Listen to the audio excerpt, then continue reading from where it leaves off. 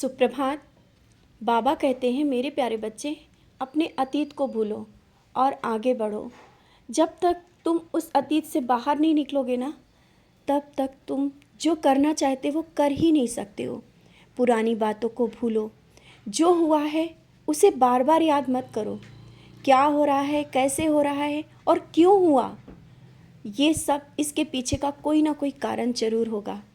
तो उन बातों को जो पीछे बीत गया उसका कारण जानने से पहले ये सोचो कि तुम्हें आगे अब क्या करना है, तुम्हें आगे बढ़ना है।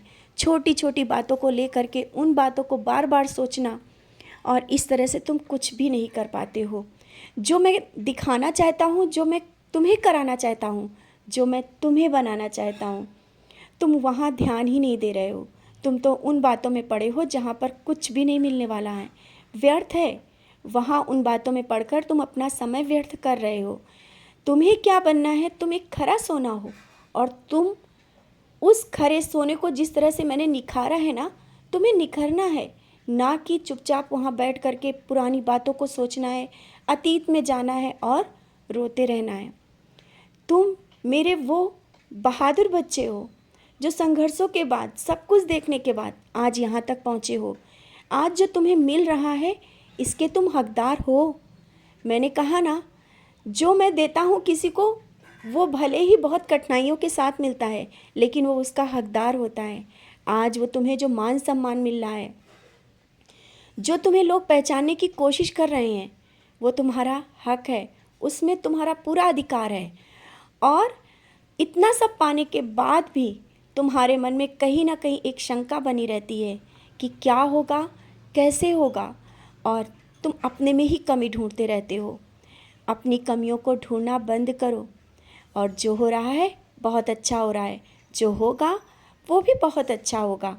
अगर इस सोच को अपनाओगे ना, तो जो मैं देना चाहता हूँ, जो मैं तुम्हारे लिए करना चाहता हूँ, जो मैंने सोच के रखा है, वो अवश्य होगा। तुम्हारा जीवन एक नई मोड़ की ओर मुड़ रहा है, जिसमें थोड़ा तो बदलाव होना आवश्यक ही है। और ये बदलाव अच्छा और बुरा दोनों मिलकर के भी हो सकता है, क्योंकि ऐसा होता है ना कि जब कोई चीज़ें बदलाव की ओर जाती हैं तो उथल पुथल तो होती ही रहती है, और उस उथल पुथल में तुम ऐसी नकारात्मक चीज़ों को पकड़ के बैठ जाते हो जो तुम्हें नहीं पकड़ना चाहिए। तुम उस सकारात्मक चीज़ को पकड़ो। तुमको पहचानने की मैंने शक्ति दी है, तुम समझ सकते हो, तुम में वो शक्ति है, तुम में वो क्षमता है।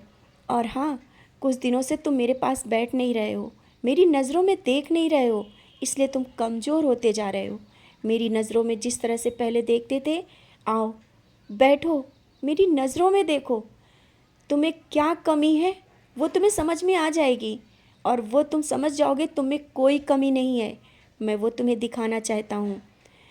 मेरी नज़रें तुम्हारा आईना है, मेरी नज़रों में देखो ना। बाहर की नज़रों से तुम क्यों सबको देखते हो? तुम मेरी नज़रों से देखो, और अपने अंदर की जो आत्मा है, जो तुम्हारा आत्मविश्वास है, उससे देखो तुम क्या हो। और बहुत कुछ कर सकते हो, और बहुत कुछ करना भी है। तुम्हें समाज के लिए भी करना है।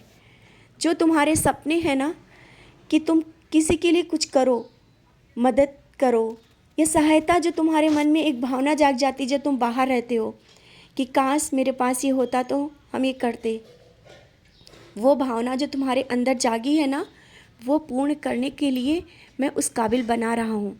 और तुम्हें उस राह पे चलना ही होगा, सब कुछ सही होगा।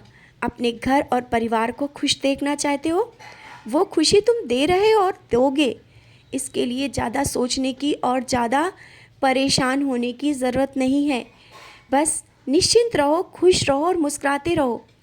आगे का जो होगा मैं तय कर रहा हूँ, और मैं कर रहा हूँ, तुम्हें करने की कोई ज़रूरत नहीं। तुम अपना कर्म करो, कर्म करते हुए खुशी खुशी आगे बढ़ो, विश्वास के साथ, उत्साह के साथ अपने हर एक कार्य को पूरा करो, अपनी जिम्मेदारियों को पूरा करो। पीछे मुड़ के नहीं देखो, जो बीत गया वो बीत गया। मैं हूँ तुम्हारे साथ,